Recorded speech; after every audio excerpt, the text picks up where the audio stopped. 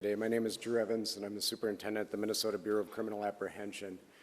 I want to start by just expressing our deepest sympathies to the communities, the family, the friends, and everybody that cared about the individuals that were gunned down today. When we have individuals like this in our political leadership, they're not only political leaders, but they're members of the community, well-known members of the community, that the tragedy in a situation like this is not only for them, their friends and families, but us collectively, the communities they represent, us as a state of Minnesota as a whole. About 2 a.m. this morning, there was an original call in the city of Champlin where there was an individual that had shot Senator Hoffman and his wife. Police responded to that location. They were dealing with that and working through that process overnight. And then later on, at approximately 3:35, that another call came in when it was officers proactively checking because they knew of the incident that occurred, and they were going to check on Speaker Hortman at that time, at which time Brooklyn Park police officers encountered the individual who immediately fired at them, and they exchanged gunfire, and then the individual was able to escape during that exchange of gunfire. At the residence in Champlin, there was life-saving measures that were provided there. Both individuals were transported, as was previously noted, and they both received surgeries for their injuries at the hospital, and their conditions are at this time, both those individuals, Senator Hoffman and his wife, are both alive at this time, but they suffered gunshot wounds and are obviously in a difficult situation. But we're cautiously optimistic that they will continue to improve. At this time, it is a very active scene still, as you've seen. The Brooklyn Park Police Department, along with other members, the Hennepin County Sheriff's Office, State Patrol, FBI, BC, and many others are actively engaged in a manhunt for the individual that we believe is responsible for this. And so we'll be sharing the identity with those individuals as this progresses, but I'm going to caution you, I know there's going to be a ton of interest in this. We're not at the position we can do that as we're actively searching for that individual. Right now, just as noted, we have teams. Hennepin County Sheriff's Office in Champlin are working at the scene there that occurred there. And then we are also, as we're stabilizing this between Brooklyn Park, working on the homicide investigation with Brooklyn Park Police, the BCA, FBI is assisting there as well, and we'll be conducting a crime scene investigation there. And then the individuals that were killed will be doing autopsies of those individuals to determine the extent of their injuries and how they passed away.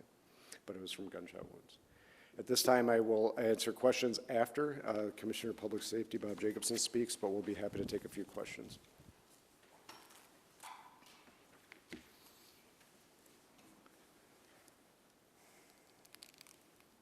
Thank you, Superintendent Evans. My name is Bob Jacobson. It's my honor to serve as the Commissioner of Public Safety for the state of Minnesota. This is a dark day today for Minnesota and for democracy. But we will not allow fear or violence to define who we are or how we move forward. We will stand together and we will stand strong. Our hearts, of course, go out to the victims, their families, their colleagues at the Capitol, and to the communities that they serve with dedication and with integrity. These are public servants, leaders who committed their lives to improving the lives of others, and they were targeted in a violent and cowardly way. The suspect exploited the trust of our uniforms, that our uniforms are meant to represent. That betrayal is deeply disturbing to those of us who wear the badge with honor and responsibility. We want to reassure the public that there is increased security in place for elected officials and others who may be at risk. If you see anything suspicious, especially involving individuals impersonating law enforcement, please report it immediately by calling 911 or your local police department. With that, I'll step back and we will be available for any questions. Thank you. One reminder, please, as you ask your first questions, please don't forget to introduce yourselves, your media organization, and to the folks answering the questions, please don't forget to repeat the question. Walker RC, Minnesota Star Tribune. So can you say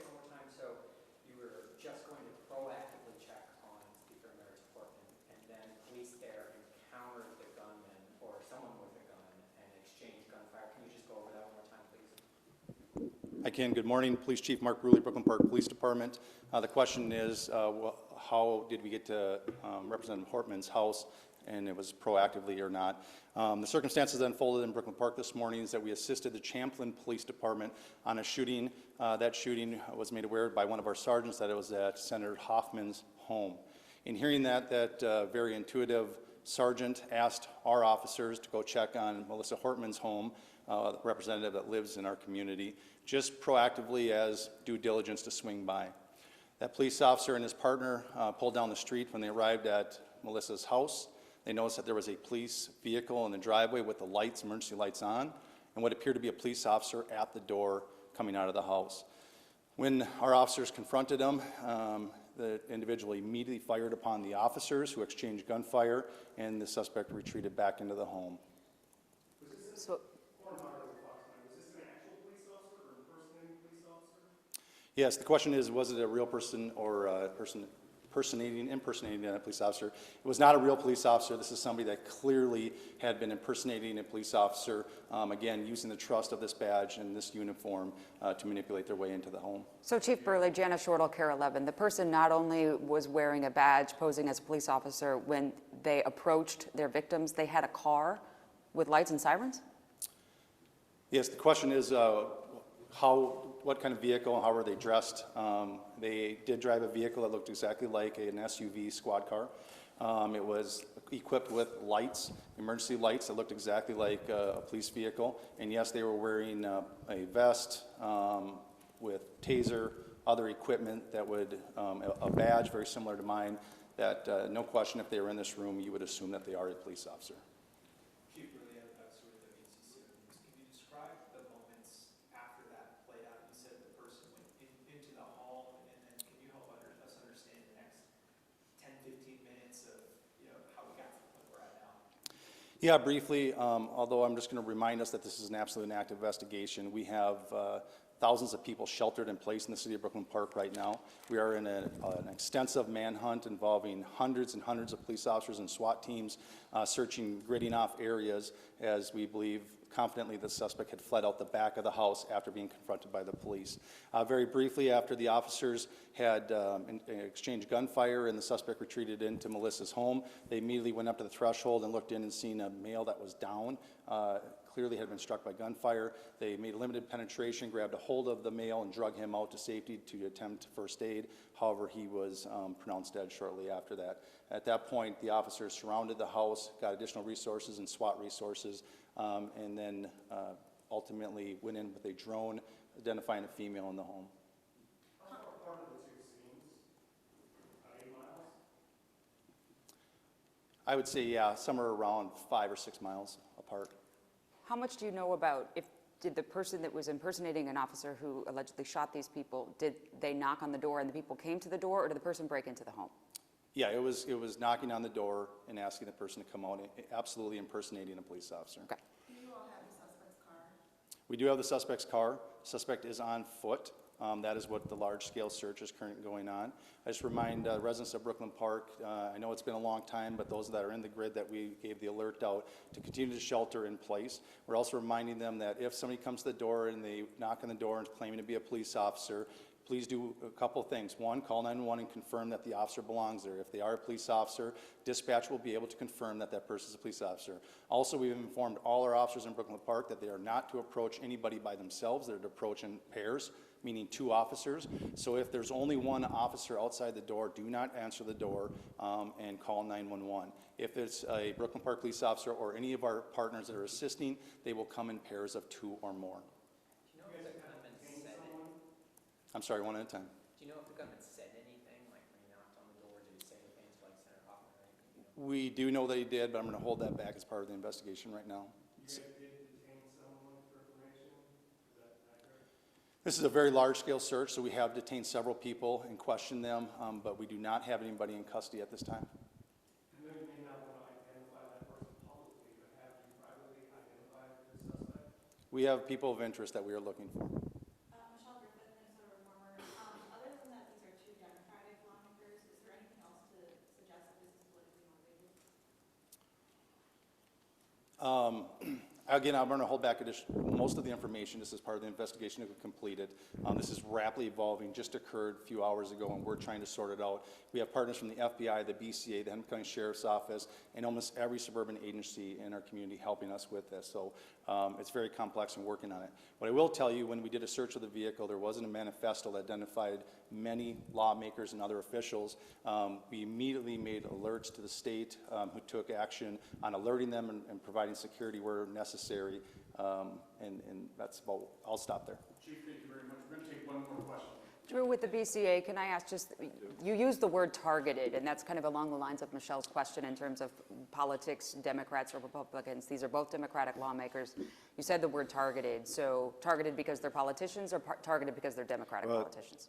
So the question is were they targeted, and when I use the term, why am I using the term? As Chief Bruley noted, there was a list of individuals, and the individuals that were targeted in this situation were on that list. And so when we're looking at that, as Chief Bruley said, it's far too early in the investigation to be able to provide information, but I do think we'll be in a position where we'll be able to develop the motivation behind these attacks, and we'll be able to provide more information as this unfolds. And so that's part of the reason we're using it, is I think there's some preliminary information that is telling us kind of where this is headed, but we need a lot more work done by all the teams that are here working on that to be able to provide that with you with a degree of accuracy. Thanks. Thank you. Quite a few. Rally at the Capitol today. Thank you. Is that still? Yep, hold on. Colonel, do you want to talk about the rally at the Capitol? Thank you. Good morning, Colonel Bogoyevich with the State Patrol. We are aware of the demonstrations across Minnesota, including the Capitol and across the nation. We will work with our state partners and our local partners to provide security and safety for those that attend.